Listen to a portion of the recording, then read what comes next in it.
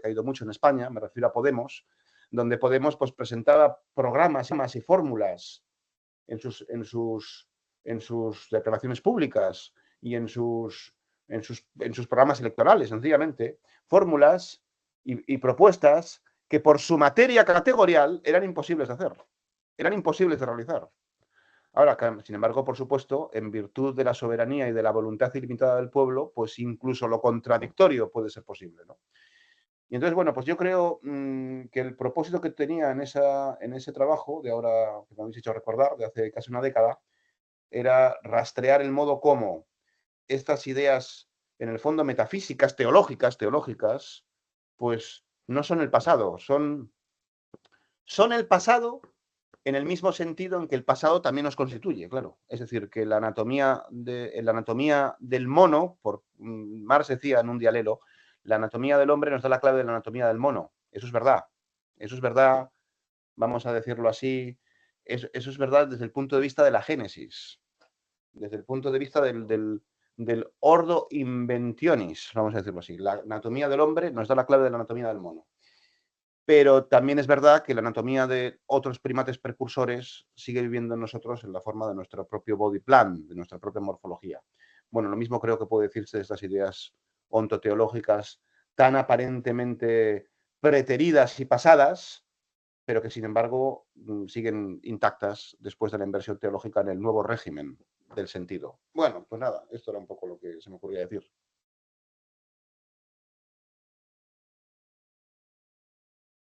Yo quizás a este respecto de esta magnífica elaboración de aquella conferencia de hace 9 años que impartió Íñigo en la Fundación, quería hacer simplemente una pregunta, ya que has dicho que, bueno, efectivamente en esa conferencia de hace 9 años te referiste a Podemos para dar un ejemplo muy patente en aquellos años, en la España de aquellos años, de ese fundamentalismo democrático en el cual el pueblo efectivamente puede hacer cosas contradictorias, incluso proponer planes y programas que vayan incluso en contra pues, de la eutaxia de la sociedad política en cuestión, ¿no? Eh, Quería preguntarte, ¿cuál sería tu diagnóstico desde esta tesis que acabas de presentar de un partido que sí que está muy en boga en España hoy en día, bueno, en los tiempos recientes, que es el partido Vox, ¿no? Que incluso en su propio nombre también lleva una referencia claramente teológica, depende cómo se quiera interpretar, ¿verdad? No sé si la Vox de Vox sea la Vox Populi o la Vox Dei, no, no lo sé, ¿verdad? También te lo pregunto. eh, ¿Cuál sería tu impresión al respecto? Sencillamente esto, ¿no? ¿Cuál sería tu diagnóstico desde este análisis de un partido como este, como el de Vox?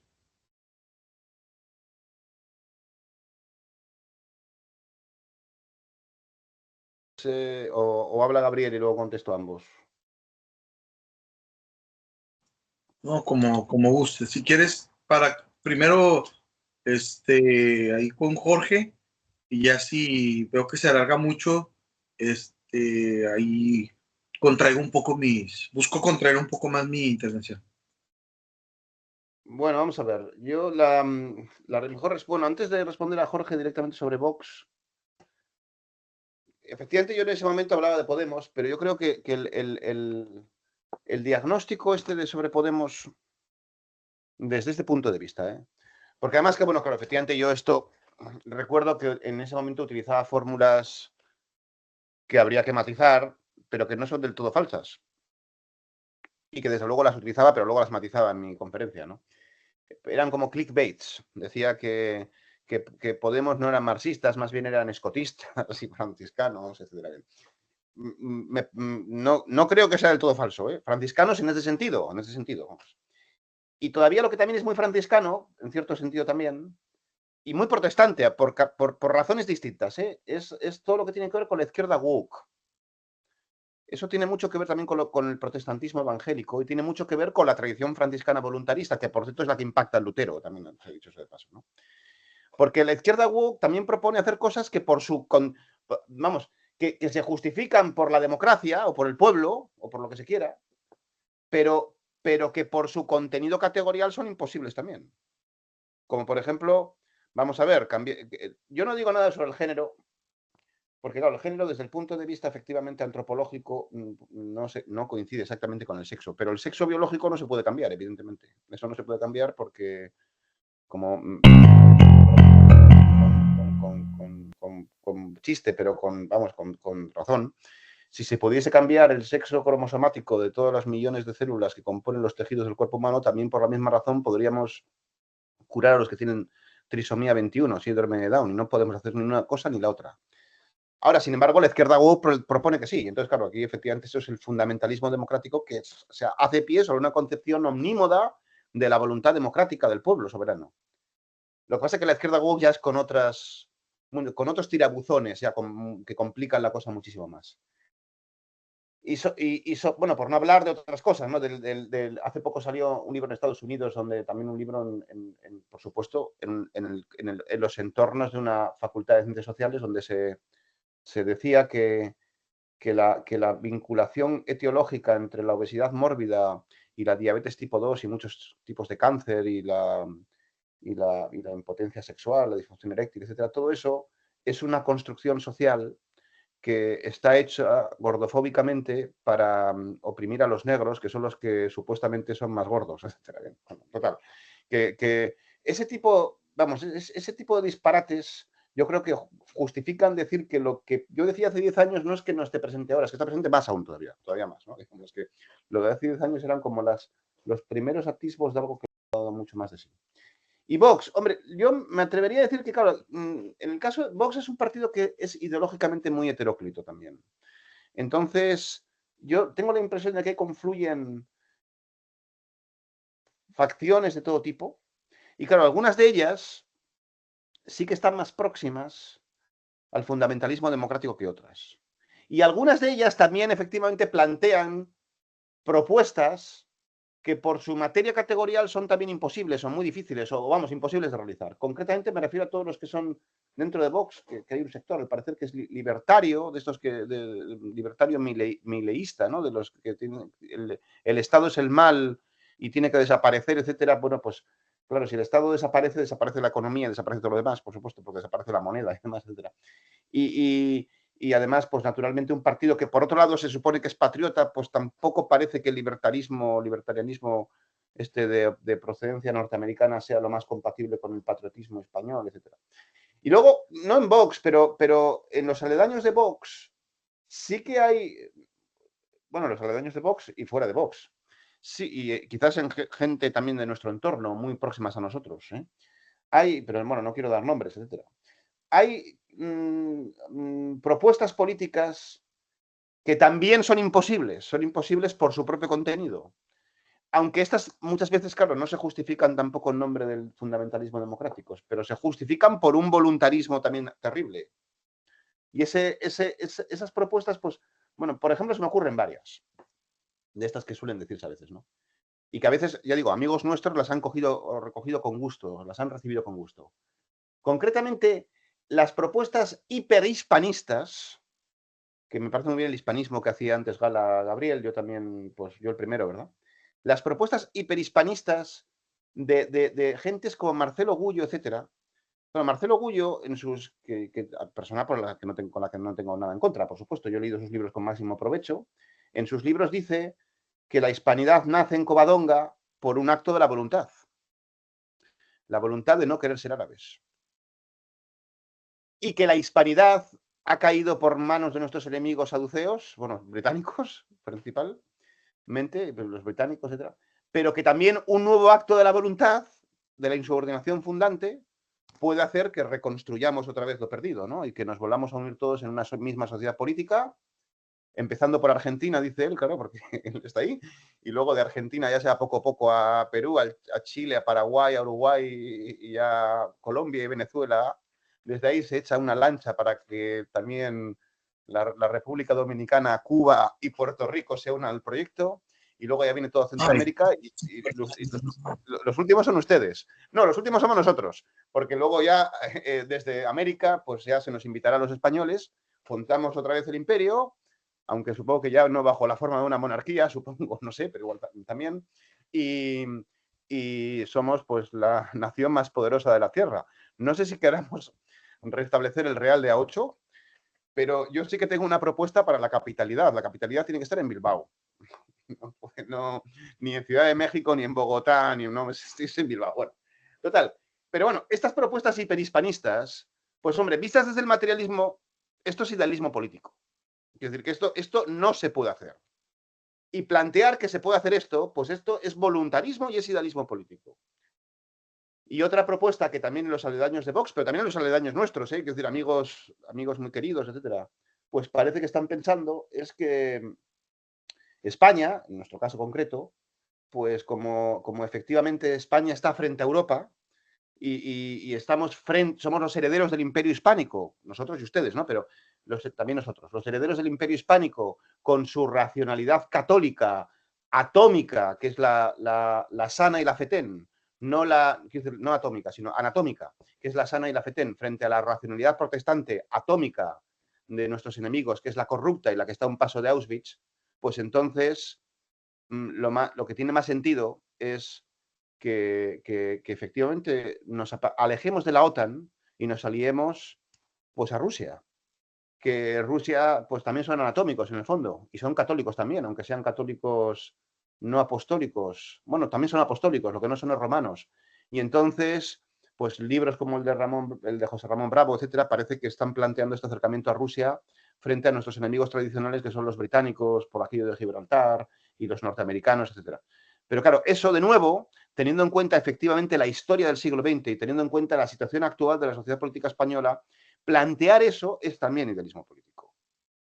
No sé si se ve, porque la salida de España de la OTAN en seco, eso supondría efectivamente un desastre distáxico y porque sencillamente pues eso lo puede escribir en un papel, porque en un papel puedes escribir cualquier cosa, pero luego lo que no se puede hacer es llevar eso a la práctica. En un papel, para poner, y ya con esto me callo, una analogía geométrica, yo puedo decir, voy a construir un decaedro regular.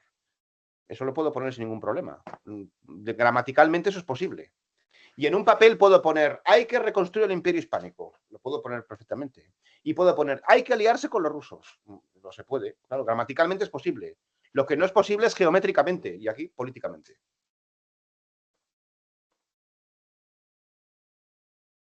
Y a muchos les sorprenderá quizás esa, como aquello de Aristóteles, ¿verdad? El que se sorprende es porque no es geómetra, ¿no? No, dejo hablar a Gabriel, directamente. Ahorita tengo, como es bien sabido, como es propio de cualquier casa mexicana, creo yo que malintencionadamente defenestrados volúmenes de los clásicos, ¿verdad? Editados por Alfonso Reyes, ¿verdad? En su momento, y que tiene una cantidad N de ediciones, y en cualquier casa mexicana te encuentras una británica, y si es de bajo presupuesto, pues el nuevo diccionario enciclopédico, ¿verdad? Pero ahorita hice un intento fallido de encontrar una nota al respecto de mi volumen. Aquí está, mira, bueno, en mi volumen de Quevedo tengo o sea, en el volumen de Quevedo, de Francisco Quevedo, tiene el de Política de Dios, Gobierno de Cristo. O sea, tiene uno de los textos incorporados, es pero no logré encontrar la cita exacta donde habla de cómo dice Quevedo, eso sí me lo sé de memoria, que dice, los políticos actuales deben aspirar a ser como los teólogos del pasado y no como los políticos del futuro, ¿verdad? No, creo que distingue entre gobernantes y políticos. Entonces dice, los gobernantes actuales deben ser como los teólogos del pasado y no como los políticos del futuro. Entonces, pues como podemos ver, lo único que yo podría esbozar aquí y esbozarlo y luego dejarlo a la consideración de ustedes, principalmente de Íñigo, por obvias razones, es que si bien el intelectualismo y el voluntarismo son sistematizaciones de doctrinas ampliamente abordadas, ¿verdad? Hay otros atributos que, puestos este proceso de protestantización, ándale, me dejé llevar por el vicio, puestos a la luz de este secularismo, ¿verdad? Pues se encuentran, por ejemplo, cuando hace 20 años se trató de evitar o sea, se intentó quitar de la retórica evangélica común la fórmula Dios es amor. Dios es amor. Intentó quitar y se utilizó la fórmula Padre amante. Por obvias razones suena horrible Padre amante, ¿verdad? Después de 200 años de estar utilizando Dios es amor y de panfletos gringos metidos a iglesias hasta en el cuije, ¿verdad? En comunidades rurales. Pero la idea que tenía era no solamente el amor filial, sino también el amor ágape, que presupone una especie de providencia, ¿verdad? Y que cuando se ejercita y se le quita a Dios, pues lo que te queda es una Secretaría de Bienestar Social, por ejemplo. Soy un Dios providencial, ¿por qué? Porque hay un programa de becas, ¿verdad? Donde yo como Estado, pues estoy proveyendo a los ciudadanos de sustento para sus proyectos políticos. Y, por ejemplo, otro atributo, que este atributo pues tiene una singularidad, porque de Dios no se dice que Dios es amor, amor, amor, ni se dice que es presente, presente, presente, o se dice que es todopoderoso, todopoderoso, todopoderoso. Pero de su santidad, por ejemplo, sí se dice que Dios es santo, santo, santo, ¿verdad? Por una cuestión ahí majestática que en el papel se podía hacer, que trataba de emular la histrionicidad que enunciar esas palabras requería, ¿no? Para el predicador. Y con predicador no me refiero al evangélico, me refiero al que daba la homilía, ¿verdad? Entonces, el santo, santo, santo, cuya referencia más clásica, pues es el capítulo 6 de Isaías, dice que que Isaías tiene una visión cuando muere el rey Usías y él está muy triste, y se le aparece Dios, ¿no? Sí, brutalmente se le aparece Dios, y para hacer una ilustración de su majestad, dice que las faldas de él llenaban la totalidad del templo. Así dice el pasaje, y dice que los querubines cantaban santo, santo, santo. Entonces, esto me recuerda a mí, ¿verdad? Tal vez forzándolo, no sé si es forzado, pero a mí me hace perfecto sentido a la idea de anticorrupción, ¿verdad? El gobierno no es santo, pero el gobierno es incorruptible. El gobierno, fíjate, no miente, no traiciona y no roba. Es como la idea de santidad llevada al extremo y en una construcción viable. Y en el caso, por ejemplo, de la omnipresencia, dado que los atributos han pasado a esa amorfa masa de individuos que se llama pueblo, pues la omnipresencia, dado que el pueblo va a estar en todas partes, pues tiene que tener la menor cantidad de límites posibles, ¿no? Entonces, esta reorganización en colectivos como BRICS, como la Unión Europea, o algo más sutil como la alianza, el Tratado de Alianza del Pacífico, todo el derecho internacional, digámoslo así, ¿verdad? Que es lo que sí está positivamente, eso sí existe. O sea, el derecho internacional existe. ¿Por qué? Pero ¿por qué existe? Porque ha sido incorporado en las constituciones efectivas de Estados-nación, ¿no? Por eso me atrevo a decir eso, de que sí existe el derecho internacional, porque ha sido incorporado en sus constituciones. Hay otros tramos ya no es derecho, del llamado derecho internacional, pero que no es derecho, más bien es nematología con respecto a una aureolar comunidad internacional, ¿verdad? Que eso ya es otra cosa. Pero dado que la presencia tiene que estar en todos lados, pues se busca unificar monedas, se busca unificar rótulos, que aunque, mire, por ejemplo, ese tema de los BRICS, o sea, no sé qué carajos está haciendo Turquía o qué está haciendo Argentina queriéndose, bueno, ya no, porque ya está Milei, pero cuando estaba Alberto, pues lo que buscaba era incorporarse a los BRICS, pero esencialmente el tema de los BRICS, recordarán que era que eran masas continentales los países que lo componían, ¿verdad? Eran Brasil, era China, India, Sudáfrica y Rusia. Entonces llega un paisito, con dicho en términos de dimensiones, no de dignidad. Llega un paisito y se quiere incorporar y dices, joder, y luego alguien por ahí empieza a esbozar que México también se sume. Le digo, hombre, eso ya el colmo. Y la imposibilidad.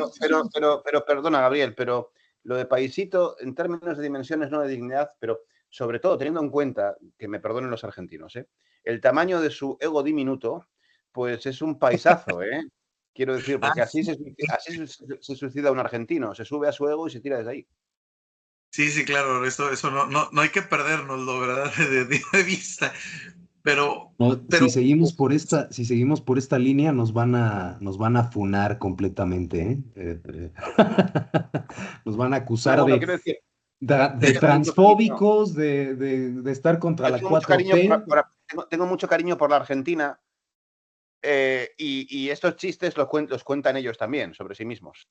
Están orgullosos de que se diga de ellos que tienen un ego titánico, ¿no? De proporciones divinas. Pero digo, o sea, ahora también podemos trasladar esos atributos de ese tipo de cosas. El amor, la providencia, la asistencia social, la santidad, la anticorrupción, la omnipresencia, pues que todo eso. Pero la imposibilidad de esto se ve, la imposibilidad de llevarlo esto al ejercicio efectivo y traducirlo a técnicas, ¿verdad? O a tratados internacionales, pues se ve facilísimo, ¿no? Los BRICS quieren hacer su propia moneda y de pronto levanta la mano ¿cómo se llama el de India? Ayúdenme. Modi, ¿no? Modi. Levanta la mano Modi y dice, no, es que yo sí tengo intereses de seguir transaccionando con dólares.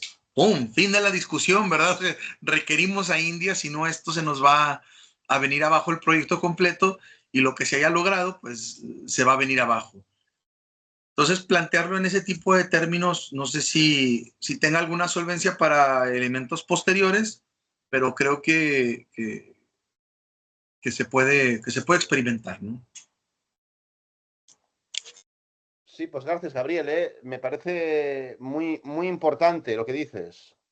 Porque claro, cuando yo hablaba de el intelectualismo y el voluntarismo en la filosofía mental de nuestro tiempo, me estaba refiriendo, como he dicho antes, de una manera muy poco precisa, a dos lados de la cartografía de la filosofía mental de nuestro tiempo, pero hay más lados. Quiero decir que hay otras ideas hipostáticas que son susceptibles de ser analizadas, y tú has señalado unas cuantas, y que todas ellas es interesante que guardan una especie de correspondencia bastante estricta con atributos divinos de la tradición metafísica ontoteológica. Y se me ocurre decir más cosas sobre eso. Por ejemplo, mientras hablabas, estaba yo pensando en que el atributo de santo, santo, santo, además de esto de la corrupción, bueno, está muy vinculado con la corrupción.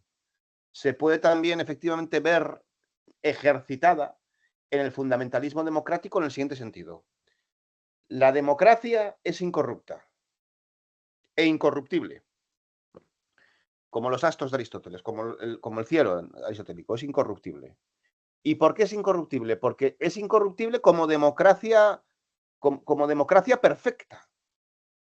Lo que se corromperá en todo caso es la democracia empírica, que es la democracia realmente existente. La fórmula esta de democracia realmente existente la empleaba, bueno, irónicamente, porque la democracia realmente existente, eso da a entender que hay otra que va a existir en el futuro y que ahora lo que tenemos de momento es esto, pero que esto es una especie de pálida sombra que algún día llegará a ser lo otro cuando se nos quiten los déficits democráticos. Si sustraemos a la democracia realmente existente los déficits democráticos, lo que nos quedará será la democracia perfecta del futuro. Pero eso es aureolar, porque si eliminas la democracia perfecta del futuro, la democracia realmente existente, así llamada, es lo que hay. No hay más democracia que esta, y ya está, ¿no?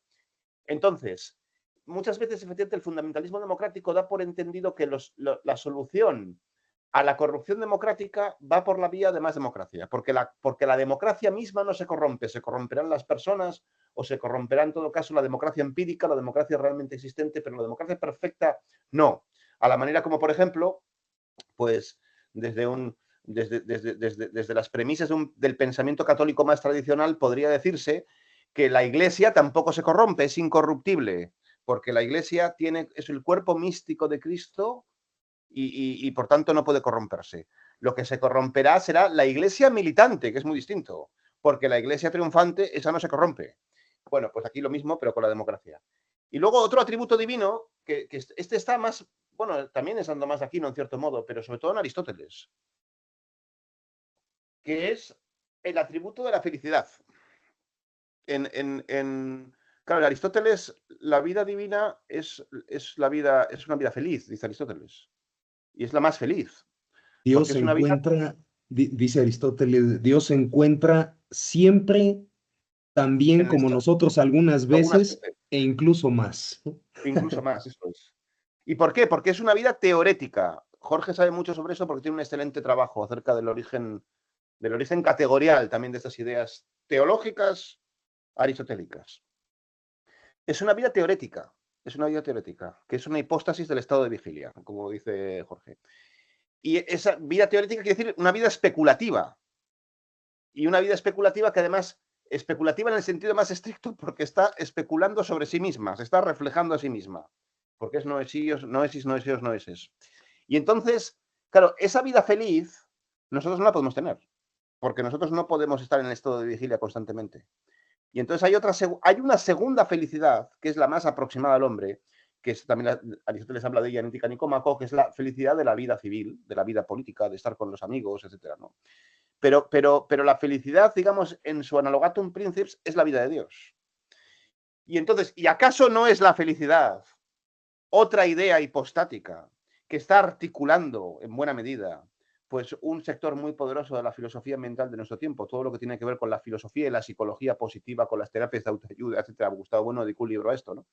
Entonces, la idea de felicidad es también, en el fondo, una idea, es una idea teológica hipostasiada al cabo de la inversión teológica.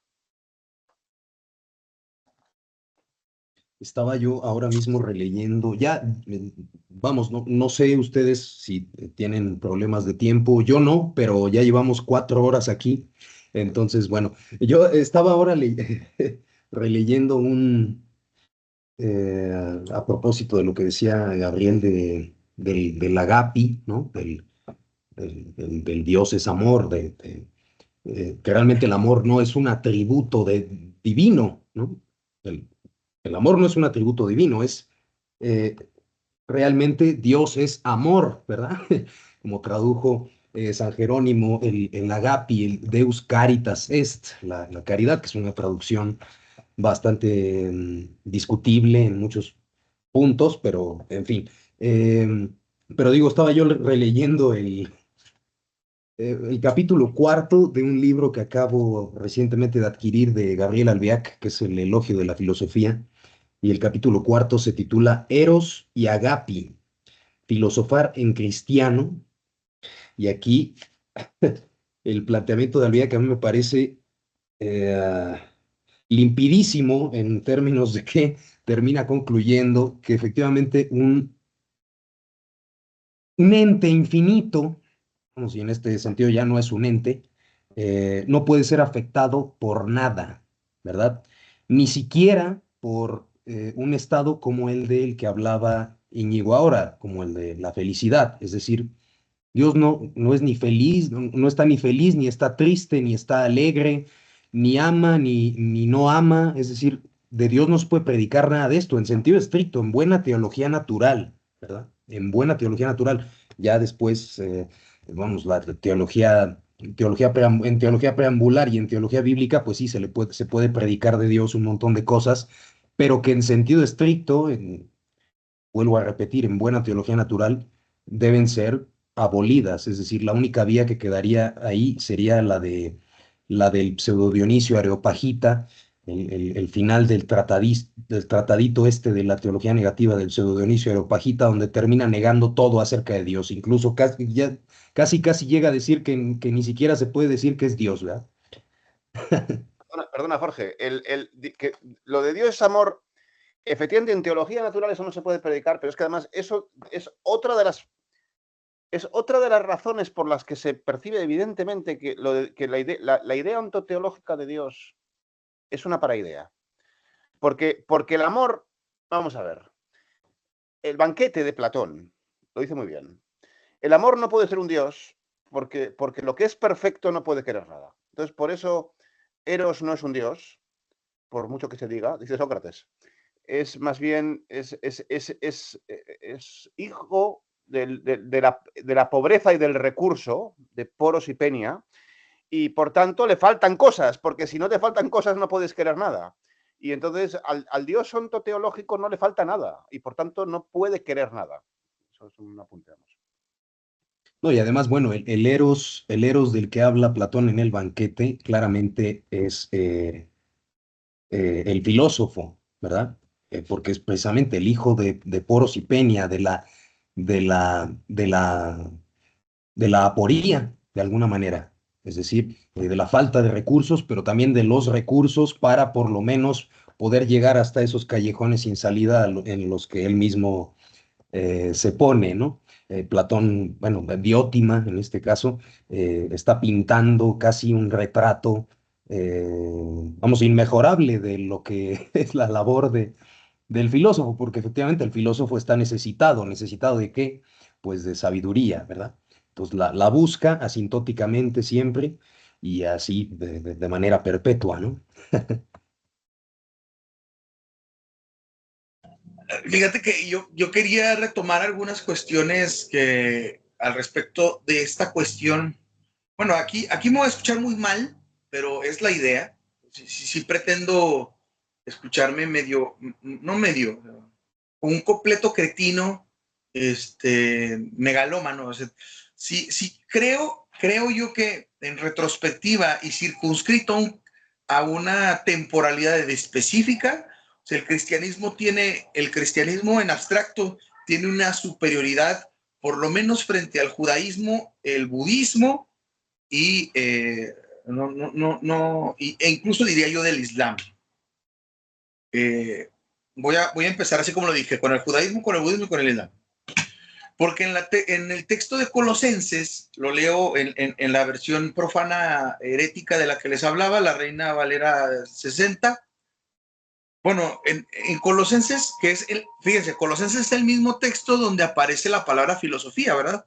Recordarán ustedes que es el único texto de la Biblia que tiene ese. Y paréntesis. Algo que me faltó tomar en la última intervención es que yo también reconozco que la unidad que se le puede dar a la Biblia es solamente a posteriori. Es decir, si hay contradicciones completas, rotundas, irreconciliables entre los contenidos de los distintos textos. Por ejemplo, este que les voy a leer. Hay una incompatibilidad total.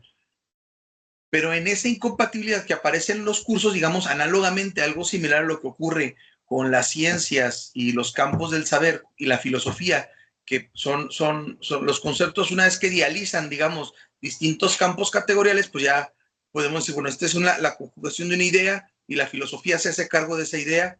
Esas inconsistencias, a diferencia del campo material de la filosofía, acá no es que aparezcan ideas a través de textos de la Biblia y que la filosofía, la teología se encargue de eso, sino que se tiene que presuponer una teología para conceder que existe una trazabilidad en la idea que tú quieras de la Biblia. En ese tenor, por eso les digo que sí quiero mencionar que tal vez, ¿verdad?, haya una especie de superioridad al respecto de este pensamiento aureolar que tienen todas las tradiciones religiosas, o sea, no es privativo del cristianismo. Lo primero es que el capítulo 2, 16, el versículo 16 y 17 de Colosenses dicen: por tanto, nadie os juzgue en comida o en bebida en cuanto a días de fiesta, luna nueva o días de reposo. Aquí, naturalmente, pues Pablo se está refiriendo a la legislación mosaica que obligaba a tener cierto tipo de conducta, guardar ciertos días, ciertos años, ciertas fechas, y después les dice, lo cual es sombra de lo que ha de venir, pero el cuerpo es de Cristo. A diferencia, por ejemplo, en el judaísmo, que ellos ya tienen su corpus, pues tienen el Tanaj, ¿no? La Torá, los profetas, los escritos, etcétera. Ellos siguen esperando de alguna forma. Todo eso lo ven a la luz de un Mesías que no ha llegado, porque realmente ellos están a la espera de que el Mesías llegue. y de hecho se dedican a la enseñanza de la Torah con profusidad a efectos de acelerar la venida del personaje en cuestión. Y en el caso del budismo, buscar este nirvana, pues que o sea, están presuponiendo que ellos son capaces, y porque, aunque, digamos, Siddhartha Gautama lo logró, pues al no ser un dios, ¿verdad? Y no cumplir ninguna profecía previa, pues eso hace falta que se actualice en todos los demás seguidores de Buda. En cambio, el desarrollo que tiene el cristianismo presupone la actualización de parte de su tradición. O sea, si bien una idea aureolar, ¿verdad?, de que esperamos una segunda venida de Cristo, de que se espera una segunda venida de Cristo, de que habrá una eventual lucha entre bien y el mal, pues yo creo que no hay una analogía que nos ayude a ver lo absurdo de esa aseveración, ¿verdad? O sea, puede haber una lucha entre Pacquiao y su servidor, ¿verdad? Pero aún así la distancia en competencias pues es incompatible. Cuando dices Dios contra el mal, pues si es el Dios bíblico y cumple con esos atributos, pues no hay tal lucha, ¿verdad? No hay oportunidad de tal lucha. Entonces, bueno, pero si es el Dios de Jacob Boehme, ahí sí puede haber una gran lucha en la que Dios no tiene ninguna oportunidad. Por supuesto, hay que matizar, ¿verdad? Pero al respecto de estas ideas aureolares que tienen su cumplimiento, digámoslo así, por lo menos Emic, ¿verdad? El cristiano cree que esto ya se cumplió, o sea, cree que el que tenía que venir ya llegó, y que todo lo demás se actualiza a la luz de lo que él dijo. De hecho, ustedes recordarán que en los evangelios se dice, ustedes escucharon por los antiguos que se tenía que hacer esto, bueno, yo hago esto. Ustedes decían que esto, bueno, se hace esto. Bueno, entonces una profundidad ahí distinta. Ahora, todo esto, ¿cómo se actualiza en un ámbito en el que realmente, como por ejemplo, que es lo que estamos hablando, como la política? Pues yo creo de la siguiente manera: al margen de toda la corrupción ideológica presente en Morena, ellos por lo menos pues están partiendo de un Estado-nación ya conformado, o sea, ya que en algún momento logró esa actualización al liberar todos los procedimientos civiles del siglo XIX y se los quitó a la Iglesia Católica, ¿verdad? Toda la configuración de la economía agraria a los latifundistas y lo transformó en una, en un nuevo orden económico-social. Si hay una serie de procesos políticos, al margen de que en su origen ellos puedan, y miren, para acabar pronto, ya para terminar, hay un texto, al final les voy a decir el título del texto para que vean hasta dónde llega esta, ¿cómo se puede decir?, esta corrupción ideológica y reivindicación constante de movimientos como la Reforma.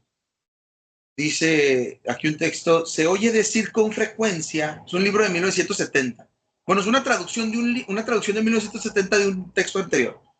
Se oye decir con frecuencia en los círculos evangélicos de Alemania que nos deberíamos defender de las dos partes entre las que se halla nuestra existencia. En Oriente, el comunismo, y en Occidente, la Iglesia Católica. Entonces, la Iglesia Católica ya se presente como potencia militar, como en la Edad Media o en la Guerra de los 30 años, ya sea como hoy la mayor potencia financiera del mundo. Yo creo el que escribió estas palabras pues echaría para atrás al ver a Bergoglio saliendo en Netflix, ¿no?, con un montón de muchachitos. Bueno, el título de este texto es la Reforma Católica, para mayor seña. Pues nada, son unas anotaciones ahí a razón de, por ejemplo, esto de las ideas aureolares, y que creo que vale la pena seguir trabajándolo, ¿no? Salvo sus opiniones.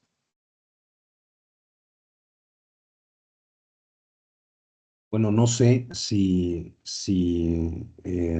Íñigo quiera decir algo más. Bueno, me parece impresionante lo que ha hecho Gabriel ahora mismo. Sí, yo no tengo nada que añadir a eso, la verdad. Estoy de acuerdo. No, me parece muy convincente, vamos. Secundo la moción. Diputado presidente. No, pues no sé, si quieren lo podemos dejar aquí. Vamos, el video ya, porque estamos haciendo ya una gigantomaquia, eh, como algunas de las que figuran en videograbadas en el canal de la Fundación Gustavo Bueno, de videos que duran hasta 5 horas, ¿verdad? Eh, Pero con un solo ponente. exacto, sí. No, mi admiración total a esos ponentes, que aguantan 5 horas hablando sin parar. A Tomás Eh, García, que es el más facundo, ¿no? En ese sentido, sí. Sí, es como aquel escolástico de cuyo nombre nunca me acuerdo, pero que tenía fama de que podía disertar durante más de 12 horas sin cansarse, ¿no? En fin, si quieren podemos Oye, dejarlo aquí. Pablo en Hechos dicen que se aventó una homilía, bueno, no una homilía, una predicación tan larga que uno de los chicos se quedó dormido y se cayó y se murió. Por supuesto, Pablo haciendo gala de sus dotes, baja y lo resucita después, ¿verdad? No se nos vaya a quedar dormido aquí porque nosotros no tenemos esas facultades y se cae de un segundo piso. En Sí, fin, o pues el otro ejemplo, que es menos teológico, es más, vamos a decirlo así, es más político directamente, es el de Fidel Castro, ¿no? Que también al parecer daba discursos muy largos, muy largos. bueno, si quieren podemos dejarlo aquí. Es decir, podemos seguir disertando así de manera ya más ligera, si quieren ustedes, pero la grabación podemos dejarla aquí para que también no se le haga pesado. Yo dudo mucho que alguien haya llegado hasta este punto del video de nuestros espectadores, pero bueno, si alguien llegó hasta este punto, se lleva el premio de nuestro agradecimiento infinito por aguantar tanta, vamos. Bueno, muchas gracias y pues nos veremos en una entrega eh, próxima. Podemos, bueno, tanto Gabriel como Íñigo ya saben que son siempre bienvenidos aquí para hablar de lo que sea, si quieren, incluso no necesito estar yo, ustedes mismos pueden, vamos a exponer lo que ustedes quieran y yo lo subo al canal sin ningún problema. Entonces, bueno, nos despedimos y voy a dejar de grabar justo ahora, si es que sé cómo. A ver. Ah, ahí quedó.